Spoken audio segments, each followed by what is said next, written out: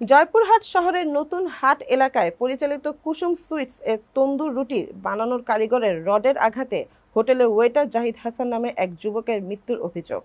এ ঘটনায় অভিযুক্ত শাহিন মিয়াকে আটক করেছে পুলিশ।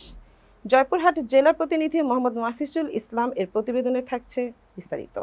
গত রবিবার সকাল ৯টার দিকে এই ঘটনা ঘটল। দুপুর ২:৩০টার দিকে বগুড়ার শহীদ জিয়াউর রহমান মেডিকেল কলেজ হাসপাতালে তার মৃত্যু হয়। নিহত জাহিদ হাসান ইসাক মোল্লার ছেলে। জানা যায়, আজ সকালে তন্দুর রুটির কারিগর নাসিমের সাথে পরোটা তৈরির কারিগর শাহিনের বাকবিতণ্ডা হয়। এ সময় ওয়েটার জাহিদ হাসান তাদের ঝগড়া মিটমাট করতে গেলে শাহিন তাকে রুটি বানানোর বেলান দিয়ে আঘাত করে। পরে আবারও তিনি একটি রড দিয়ে মাথায় সজোরে আঘাত করলে স্থানীয়রা তাকে উদ্ধার করে জয়পুরহাট ২৫০ শয্যা বিশিষ্ট জেনারেল হাসপাতালে ভর্তি করে দেয়। পরে অবস্থার অবনতি হলে চিকিৎসক তাকে বগুড়ার শহীদ জিয়াউর রহমান মেডিকেল কলেজ হাসপাতালে স্থানান্তর করেন।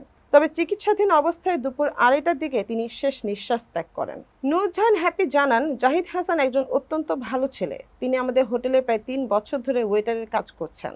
আজ সকালে ঘটনাটি ঘটার পরপরই শাহিনকে আটক করে রাখি। পরে থানা পুলিশকে খবর দেওয়া হলে পুলিশ তাকে আটক করে নিয়ে যায়। এই বিষয়ে জয়পুরহাট পুলিশ সুপার মোহাম্মদ আব্দুল ওয়াহাব বলেন, নিহতের পরিবারের সদস্যদের সাথে কথা বলেছি।